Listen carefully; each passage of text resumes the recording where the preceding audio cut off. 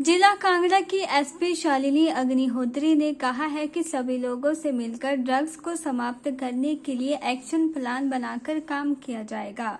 उन्होंने कहा कि जिला कांगड़ा के साथ लगता पंजाब बॉर्डर और देहरा थाना का क्षेत्र बहुत बड़ा है। इसको लेकर क्षेत्रों का निरीक्षण किया जाएगा, साथ ही बॉर्डर एरिया में पुलिस की चौकसी बढ़ाई जाएगी। शालिनी अग्निहोत्री मंगलवार को धर्मशाला में एसपी का कार्यभार संभालने के बाद पत्रकारों से बात करते हुए यह बात कही। उन्होंने कहा कि कांगड़ा हिमाचल प्रदेश का सबसे बड़ा जिला है और इंटरनेशनल सिटी है। ऐसे में सभी पक्षों को लेकर विस्तार से कार्य किया जाएगा। शालिनी अग्निहोत्री ने कहा कि आज के दौर में साइबर क्राइम व अन्य समस्याएं भी तेजी के साथ उत्पन्न हो रही हैं, जिन्हें रोकने के लिए भी चरणबद्ध तरीके से कार्य होगा। साथ ही इसको लेकर लोगों को जागरूक भी किया जाएगा। उन्होंने कहा कि लोग अपनी समस्या व शिकायत लेकर पुलिस स्टेशन में पहुंच सकते हैं और शिकायतकर्ता भी उनके फोन नंबर 7807735832 पर संपर्क कर सकते हैं। उन्होंने कहा कि ड्रग्स के तंत्र को पूरी तरह नष्ट करने की जरूरत है, क्योंकि देखा जा रहा है कि युवा इसकी गिरफ्त में आ रहे हैं और इसके लिए सभी को मिलकर कार्य करना होगा। शालिनी अग्निहोत्री ने कहा कि मादक पदार्थों को नष्ट करने पर भी तेजी से कार्य किया जाएगा और जो ड्रग्स माफिया अपने कार्यों को अंजाम दे रहे हैं उनके ऊपर भी शिकंजा कसा जाएगा।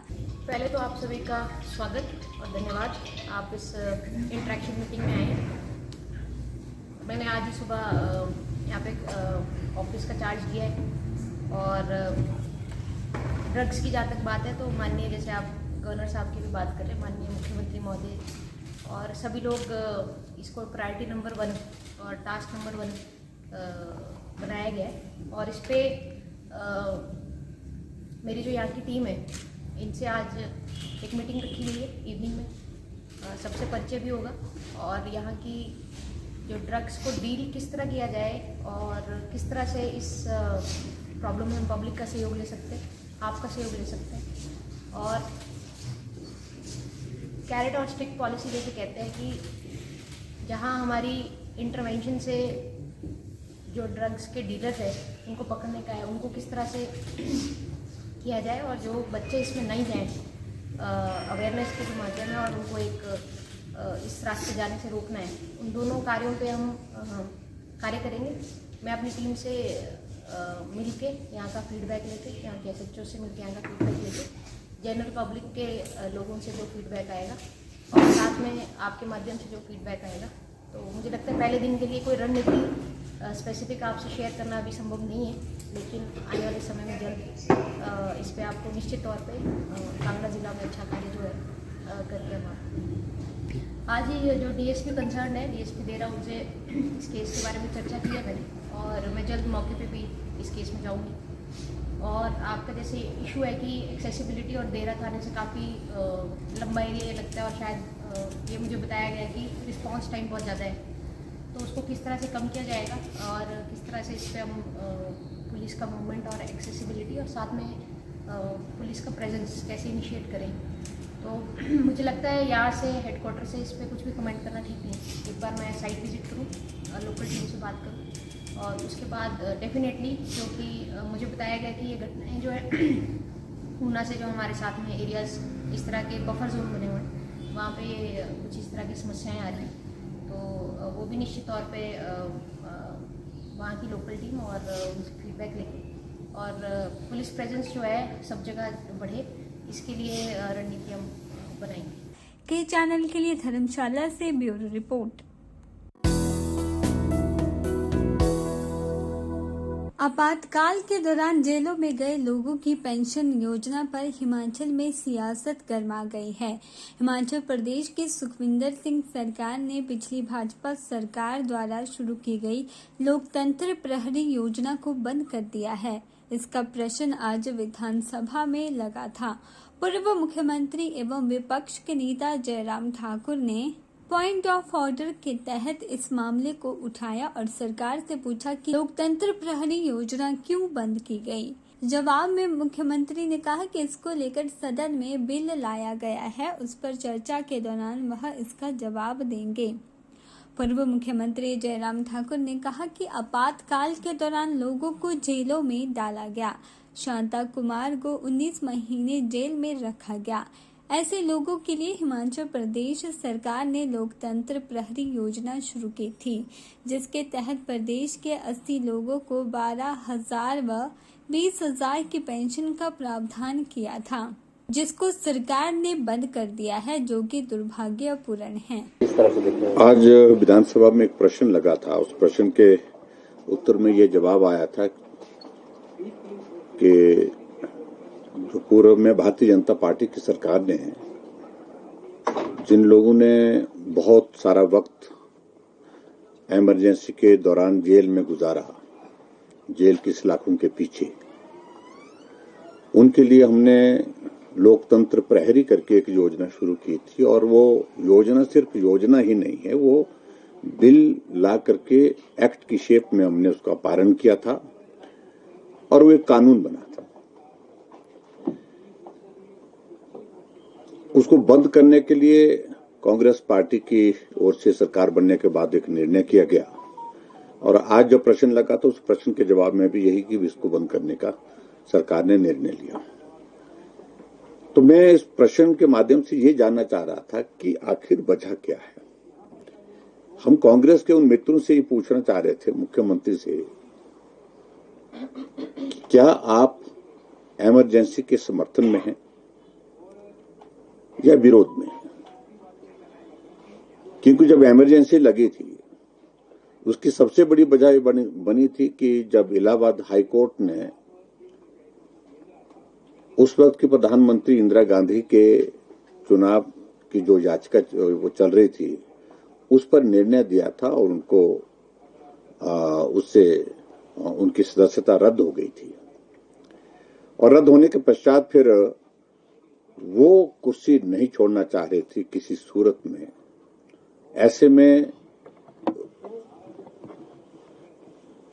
25 जून को इमरजेंसी की घोषणा की गई रात के अंधेरे में और हजारों लाखों की संख्या में पूरे देश भर से लोगों को जेल की सलाखों के पीछे डाल दिया गया।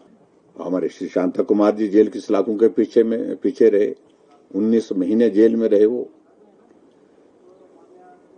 इसलिए हमने एक निर्णय किया था कि जिनने उस वक्त कठिन दौर में, क्योंकि आजाद भारत के इतिहास में इमरजेंसी सिर्फ एक बार लगी और इंदिरा गांधी ने लगाई थी वो इमरजेंसी, और उस वक्त लोकतंत्र के लिए अपनी आवाज को बुलंद करने के लिए जिन लोगों ने उस वक्त अपनी बात कही थी, उनके परिवार और उसके कारण उनको जो है सजा हुई और सजा के कारण जो है जेल की सलाखों के पीछे बड़े लंबे समय तक उनको रहना पड़ा। तो उनके लिए हमने एक योजना जो शुरू की थी हिमाचल प्रदेश में लोकतंत्र प्रहरी के नाते, उस योजना के अंतर्गत हमने 20,000 रुपए और 12,000 रुपए उनको माह का देने का निर्णय किया था। की चैनल के लिए शिमला से पुष्पेंद्र कुमार की रिपोर्ट।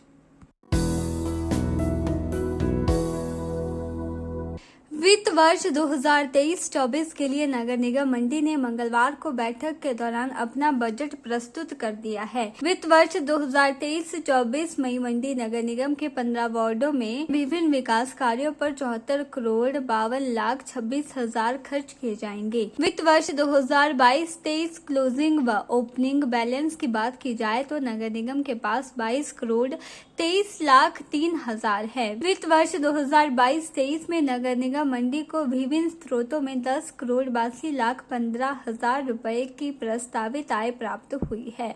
वहीं 41 करोड़ 47 लाख 8 हजार की कैपिटल रिसिप्ट है। वर्ष 2023 में प्रस्तावित खर्च 12 करोड़ 43 लाख 43 हजार व पूंजीगत व्यय 39 करोड़ 75 लाख 14 हजार रखा गया है। बजट प्रस्तुत करने के उपरांत मीडिया से रूबरू होते हुए नगर निगम के महापौर दीपाली जसवाल ने बताया कि 11 करोड़ 65 लाख नगर निगम में विकास कार्य करवाने के लिए सिक्स फाइनेंस कमीशन के तहत रखा गया है, जिसमें ग्रीन एनर्जी के तहत 50 लाख का बजट सोलर लाइट लगाने के लिए खर्च किया जाएगा। नगर निगम द्वारा कैपिटल एसेट पर ग्रांट के लिए 39,26,000 का प्रावधान किया गया है।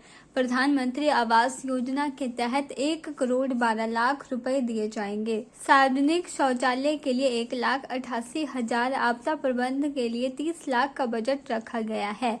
स्वच्छ भारत मिशन के तहत नगर निगम द्वारा 1 करोड़ की ग्रांट रखी गई है। ओपन व नए मार्केट के निर्माण के लिए निगम द्वारा 4,50,00,000 बजट का प्रावधान किया गया है। ऐतिहासिक घंटाघर की घड़ियों को ठीक करने के लिए 5 लाख खर्च किए जाएंगे। बहुमंजिला पार्किंग के 10,50,00,000 खर्च किए जाएंगे। मंडी नगर निगम का जो है वार्षिक बजट पेश किया गया है 2023 और 24 का, और इसमें जो हमारा जो बजट है वो 74,52,26,000 रुपये है, जो 2023 और 24 का जो बजट है। इसमें जो हमारा क्लोजिंग बैलेंस था वो था 22,23,03,000 रुपये, और ओपनिंग बैलेंस तो 2023 से लेकर 24 तक का जो ओपनिंग बैलेंस है वो भी 22,23,03,000 है। और इसमें जो रेवेन्यू रिसीट थी वो 10,82,15,000 जो हमें आय हुई थी, आय जो प्रस्तावित है।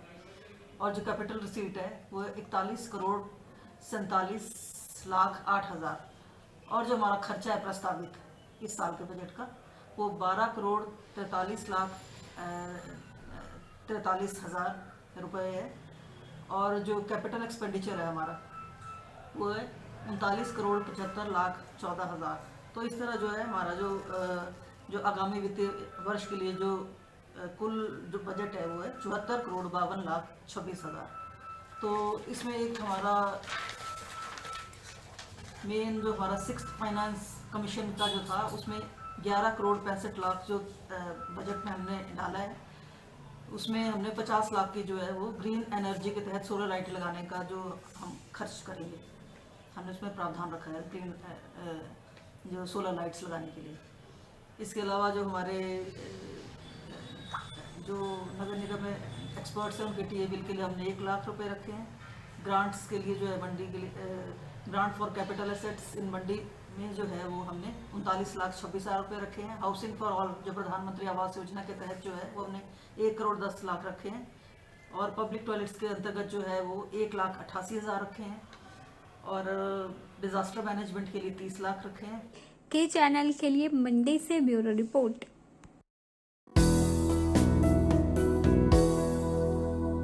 पर्यटन नगरी मैक्लोडगंज से नगर निगम धर्मशाला ने डेयरी फरी वालों को हटाने की प्रक्रिया शुरू कर दी है। बिना नोटिस निगम की कार्यवाही से गुस्साए डेयरी फरी वालों ने बुधवार को जिला प्रशासन को शिकायत पत्र सौंपा। हटाए गए डेयरी फरी वालों का कहना है कि कई ऐसे डेयरी वाले हैं जिनका परिवार इसी कारोबार से चल रहा है, लेकिन निगम की कार्यवाही से ऐसे लोगों के पास खाने तक के पैसे नहीं हैं। डीसी को शिकायत पत्र सौंपने पहुंचे डेयरी वालों का यह भी कहना है कि टाउन वेंडिंग कमेटी के तहत उजाड़ने से पहले डेयरी वालों को बसाने का प्रावधान किया गया है। इसके बावजूद नगर निगम नियमों की अनुपालना नहीं कर रही है। उन्होंने कहा कि 2.5 महीने पहले भी टीवीसी की बैठक हुई थी, उस दौरान दुकानें देने की बात कही गई थी, लेकिन अभी तक नहीं दी गई है। हालांकि इन रेडी फड़ी वालों में से 35 लोग ऐसे हैं जिनके परिवार रेडी फड़ी से पल रहे हैं। अब ऐसे परिवारों को न तो मकान का किराया देने के पैसे हैं और न खाने के और न ही बच्चों को स्कूल फीस देने के। ऐसे में यह लोग जाएं तो कहाँ जाएं? सर, सबसे पहले तो ये जो डीएमसी हमारे जो बिल्कुल गैर कानूनी काम कर रहे हैं, बिल्कुल बिना बताए बिना नोटिस के ये सारे लोगों का सामान ले जा रहे हैं और कोई जवाबदेही नहीं दे रहे, इन लोगों को पूछने पर भी कुछ नहीं बता रहे सर। और सबसे बड़ी बात तो है कि सर जैसे टीवीसी बनी हुई है, जैसे 2014 अधिनियम है, बिल्कुल भी लोगों ने टाउन वेंडिंग का जो है वो उसका कोई रूल फॉलो ही नहीं कर रहा है, सारा रूल वो कर दिया हुआ। उससे पहले ही लेडी फिट हटा दी गई थी, बिल्कुल भी उन लोग कोई नोटिस का ना तो वो बिल्कुल भी नहीं दे रहे हैं। एक्चुअली जो टाउन वेंडिंग कमीशन है, मतलब कि जो टीवीसी है, उसके अंदर एक्ट बना हुआ है कि अगर आप जो कई सालों से वहां पर अगर कोई आदमी अगर अपना रोजगार चला रहा है तो उसको पहले कहीं बसाने का प्रावधान किया जाएगा, उसके बाद उसको हटाया जाएगा। लेकिन यहाँ पर ऐसा कुछ भी नहीं फॉलो हो रहा है। यहाँ पर तो तकरीबन मीटिंग 11 बजे हो जाता है और 1:30 बजे आकर सारे के सारे दुकानें हटा दिया जाता है। अभी ऐसे ही पीछे तकरीबन 1.5 या 2 महीना 2.5 महीना पहले क्या हो गया कि एक हमारी टीवीसी की मीटिंग हुई थी। मीटिंग होने के बाद उन्होंने कोई नोटिस नहीं दिया। उन्होंने 25 दुकानों को ये कहा कि भाई हम आपको नई दुकानें देंगे, लेकिन उसमें भी उन्होंने ऐसा कोई लिखित में हमको कोई वो नहीं दिया है। और सबसे बड़ी प्रॉब्लम क्या है कि जो 25 लोग हैं अभी उन लोगों के साथ उन लोगों का जो है जो सर्वाइव करना बहुत मुश्किल है, क्योंकि उनका जो टोटली जो उनका जो आय है वो उसी वेंडिंग से था सर, लेकिन उनका बिल्कुल भी वहां से नहीं चल रहा है। अभी उनके कई लोगों के तो घर की किराया देने के लिए पैसा नहीं है, स्कूल के बच्चों को फीस देने के लिए पैसा नहीं, यहाँ तक कि उनका तो अभी खाने का भी बहुत मुश्किल हो गया। कई फैमिलियां बेचारी वो आकर मेरे को शाम को आके बोलती है कि सर अब हम क्या करेंगे। बिल्कुल भी ये जो हमारा जो एक्ट बना 2014, 2016, 2017 कोई फॉलो नहीं कर रहा है। कम 18 से 20 साल हो गया जी। और बाकी लोग भी कई है जो बिल्कुल जिनको 30, 35 साल हो गए। जैसे कि अगर हम कहें तो ये मुकेश की फैमिली है, इनको मेरे से ज्यादा 22-23 साल हो गया है। बाकी बहुत सारे लोग हैं जो बहुत पुराने हैं सर। उस सर्वे में भी बिल्कुल भी वो सर्वे को फॉलो ही नहीं किया गया, क्योंकि टीवीसी ही डिसाइड करेगी कि भाई इस सर्वे में क्या क्या होगा, लेकिन वो टीवीसी का तो कोई रोल ही नहीं है। बस वो उन लोग अपना ही वो चलाया जा रहा है। के चैनल के लिए धर्मशाला से ब्यूरो रिपोर्ट।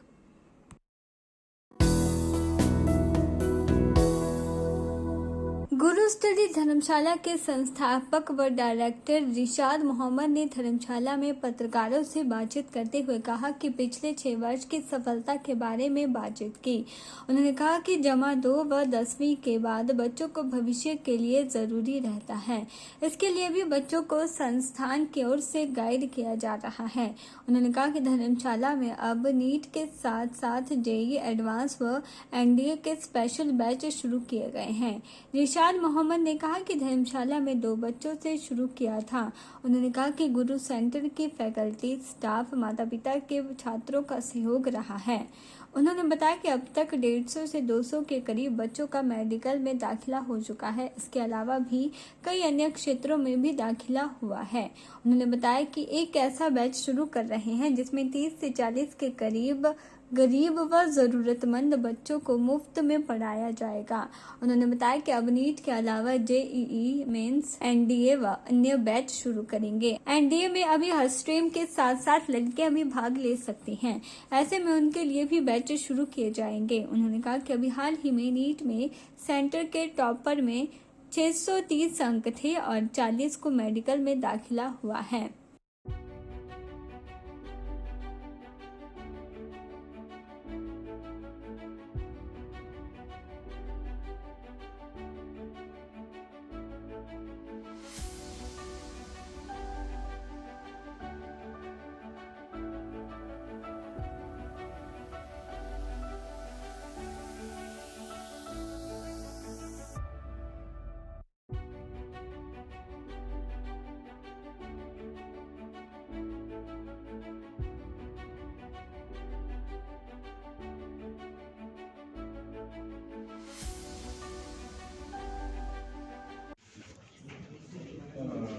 गुरु स्टडी सेंटर आज से 6 साल पहले जैसे हमने स्टार्ट किया था, तो वक्त जो होता है वो थोड़ा सा मुश्किल होता है। नया स्टार्टअप होता है, नए स्टार्टअप में थोड़ा मुश्किल हो जाता है। हमने एक कमरे से स्टार्ट किया था। आफ्टर दैट कुछ रिज़ल्ट आए। उस रिज़ल्ट के बाद हमारे जो हमने शो रिज़ल्ट को दिखाना था मार्केट में, अपने पूरी धर्मशाला में या पूरे कांगड़ा हिमाचल में, तो उसमें मीडिया का हमें बहुत सहयोग मिला। मीडिया के थ्रू हम वहाँ गए थे। और अभी जो हम आप सभी जानते हैं कि सफलता तो तभी मिलती है जब आप कहीं मतलब लंबा स्ट्रगल करके आए होते हैं। तो सफलता के 6 वर्ष हैं ये हाँ सुनहरे हैं हमारे लिए, क्योंकि हर साल हम इम्प्रूव करते गए। हमारे लिए बहुत सुनहरे हैं। हाँ उसमें रहा है स्ट्रगल रहा है हमारा, लेकिन अभी आफ्टर 6 ईयर हम जो स्टार्ट कर रहे हैं उसमें एक तो स्टार्टअप ये है कि जेई मेन का जो फुल फ्लैश बैच है वो हम 13 अप्रैल से बढ़ा रहे हैं। ऐसा नहीं है कि जेई मेन के पहले बच्चे निकले नहीं हैं, आईआईटी में बच्चे गए, हमारे एनआईटी में गए हैं, लेकिन जो एक मार्केट में है कि गुरु में सिर्फ नीट है, जेई मेन नहीं है या एनडीए नहीं है, तो गुरु जो है वो जेई मेन और एनडीए भी कोचिंग चलाता है और अभी 13 अप्रैल से नया बैच बैठ रहा है। और अभी एक चीज़ जो गुरु ने जिसके लिए खास मीटिंग रखी है सफलता के साथ साथ, वो ये है कि काफ़ी बच्चे ऐसे हैं जो फाइनेंशियली और उनके पेरेंट्स जो हैं वो फाइनेंस का अवेयर नहीं कर सकते, वहाँ से नहीं उठा सकते उस खर्चे को। तो गुरु ने अगर बच्चा सच में कैपेबल है पढ़ने के लिए तो उसके लिए फ्री ऑफ कॉस्ट 30 या 40 बच्चों की सीट रखी गई हैं, जो उनको फ्री ऑफ कॉस्ट हमारा रहना और खाने का और पढ़ाई का गुरु अवेयर करेगा उस खाने और खर्चे को। के चैनल के लिए धर्मशाला से ब्यूरो रिपोर्ट।